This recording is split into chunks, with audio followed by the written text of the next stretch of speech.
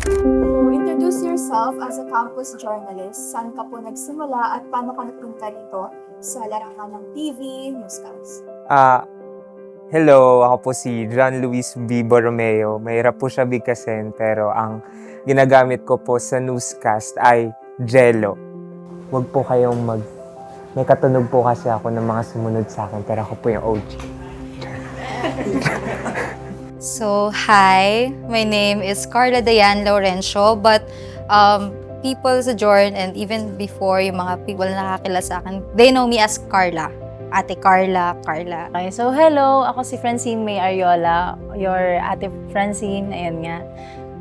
From NSPC Batch 2019 and NSPC 2020. So, nung una, yung kapatid ko kasi nagjo-join na siya. Nakikita ko na elementary pa lang ako, pupunta siyang training, nagsusulat siya sa bahay, ganyan. So, parang nung nakita ko yon, sabi ko, gusto ko rin na sumali ng ganong contest sa journalism. So, hindi ko naman in-expect na nung grade 4 ako, doon pala siya mag-start. Nakakatawa pa ngayon kasi ang sabi lang sa amin, after nung class, o paiwan kayo ganyan. Kukunin na pala yung pangalan namin, tapos parang pagte-testing na pala kami ng pagsulat, tapos sinabihan kami nun na sa Saturday may training. Tapos ang unang kategory na napunta sa akin is yung copy reading and headline writing, Filipino. Yun pa rin yung naging category ko hanggang sa nag-grade 7 ako, sumubok ako mag-radio broadcasting. Pero nung time kasi na yun, kinailangan ng contestant para sa pagwawastop. So, ako muna yung pumuno doon. Tapos hindi ko naman naasahan na nung nag-grade 8 na ako,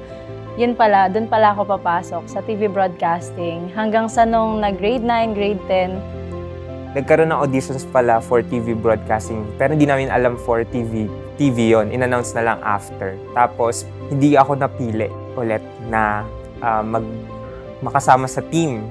Pero, ayaw ng isang member na napili. Tapos, ako na lang yung isang nandun na hindi napili. Sabi niya, ikaw gusto mo? Sali ka na, ikaw na. Ganon. May kita yung mukha mo, camera shy pa naman ako. Sabi, ano ba itong pinasok ko? Ganon. Pero dahil sa mga nakakasama mo, ibang members, parang bearable yung trabaho sa TV.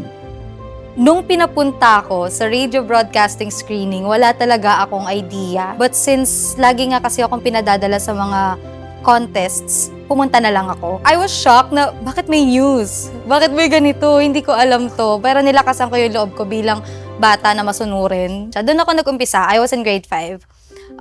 Siyempre, pinalad. Nakapasa ng DSPC, nakapasa ng RS. Sobrang lucky ko noon kasi siyempre, unang sabak, and I won first place, news anchor, RSPC, and then nakatungtong ako agad ng NS.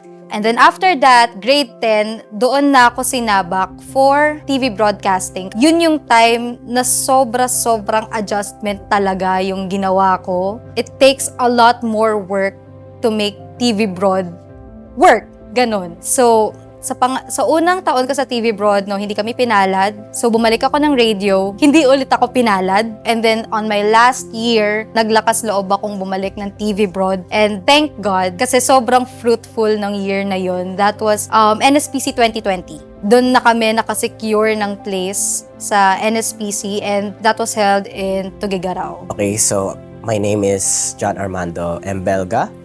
I'm a campus journalist from Isaac Lopez Integrated School and mataas na paaralang Neptali A. Gonzales. So yun, ako si Sir Rupi A. Rodriguez, former editor ng Trending Ngayon, Batch NSPC 2020. Actually, before I went into TV broadcasting, napunta muna ako sa radio broad. I was doing a couple of things technically, pero hindi ako pinalad doon. Napadpad ako sa layout, sa battery test.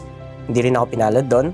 So in the next year, nung pagtungtong ko ng grade 7, I tried on a battery test ang pagiging video editor sa TV broadcasting. Even though I was still learning, di rin ako pinalad doon. Until nung grade 10 ako, napadpad na ako sa TV broadcasting team ng Team Manda, which is Trending Ngayon. Unlike sa teammates ko and common journalists, wala talaga akong simula na kategory kasi Yung pagsali ko ng Jorn, which is 1 year lang, is yung first and last year ko na. Yung SP ko, naghahanap lang ng representative ng mga bagong sasali nga sa Jorn. And syempre, yung mga kaklase ko, nagtuturoan lang kami ng mga kung sino yung pwedeng isali. Kung kumbaga, wala din akong alam dito. And kaya lang ako tinuro nila kasi alam nila na nag-edit ako sa cellphone lang. Sa cellphone lang talaga. Then, ayun, napilitang isali. Then, nung una, ayoko din naman talaga. Pero, pinanindigan ko na dahil ako yung pinili, nire-respect ko lang. Ano naman yung challenges bilang TV broadcaster? Di ba 3 years ka pong nag-TV? So ano po yung mga challenges na na-encounter mo throughout yung 3 years na yun? Ayun nga, as I mentioned kanina, yung sa pagsulat, dun talaga, kasi kung ikukumpara mo kasi talaga yung pagsulat na pang telebisyon sa writing ng pang print, malaki yung difference niya. And then, siguro pangalawa na yung mga technical things. Of course, hindi naman nawawala yung difference ng writing style, delivery. Doon na din pumapasok yun. Siguro kasi nag-conform ako doon sa Radio Broad. Since elementary pa lang kasi, yun na yung ginagawa ko. And then, Lagi akong inaasar na galing kasi sa ilong, nasal yung ko, pagsasalita. Sabihin lang, nyut, ganun daw. So, kailangan kong mag-adjust. At saka galing akong English at sanay ako na yung pagsasalita ko ay chill, ganun. Parang, and that's the latest. Ganun lang. Tapos biglang magfi-Filipino ako kasi English talaga ako na Radio Broad. Nung nag-transfer sa Filipino, feeling ko kailangan ko na siyang lakihan, buuin. Kasi nga, Filipino, radio. Akala ko ganun din sa TV. sobrang laking adjustment talaga nung ginawa ko, transitioning from radio broadcasting to TV broadcasting. Because una sa lahat, sobrang dami mo pang kailangang matutunan sa TV broad, and that includes kung paano nag-work lahat ng gamit. Hindi kasi pwede na isang member lang yung may alam kung paano gamitin, paano mag-set up, because kung kayong lahat may alam, mas makakasave kasi ng time yon, di ba? So, necessary talaga na kailangan lahat kayo alam paano gumamit ng mga necessary na gamit like cameras, lights, everything. Kaya syempre, mape-pressure ako and the team as well. Paano ko nga ba gagawin ito? Maninibago ka kasi yung mga gamit, parang matatakot ka kung dapat bang hawakan. Kasi, ayun nga, parang kailangan tumatak sa'yo kung gaano ka-importante yon. Yun yung una kong nahihirapan na challenges sa akin na so, paano ko gagawin na pag-aralan itong mga ganito dahil hindi ako sanay. Siyempre, most commonly ang gamit sa broadcasting is laptop talaga, PC. And ako, sa cellphone lang, siyempre, hindi ako sanay. Pero dapat pala, ino-overcome natin itong mga challenges na to like this, yung pressure, ganito, ganyan. Ginawa ko lahat. Di talaga ako nag-soft drinks kasi regimen yun, di ba? Bawal mag-soft drinks, mga matatamis, ice cream, ganyan. Ayun din, siguro yung isa rin sa part ng mga struggle, kapag member ka ng TV broadcasting, magte-training kayo as a team. So, kailangan talaga attend ka, pupunta ka ng training. Siguro din, yung pag-aaral, yung willing commitment na kailangan kong gawin para mas matutunan pa dahil hindi sapat yung lang aaralin ko lang. Kailangan ko ng 101% na commitment. Dahil nag-commit ka doon, kailangan mong gampanan kung ano yung pinag-commitan mo. Umpisa pa lang naman, parang na-brief na kami na kakain talaga siya ng oras. So, I have to create a strategy na makakapagpabilis ng workflow ko. Ginawa ko lahat. Tapos yung sarabi nila na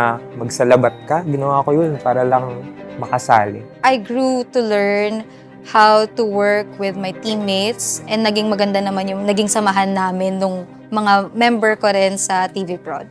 Ayun, nag-pay off naman, I think. Medyo nagkaroon ng struggle, pero ang isang masasabi ko lang doon, naging worth it naman siya and sobrang enjoyable ng mga trainings.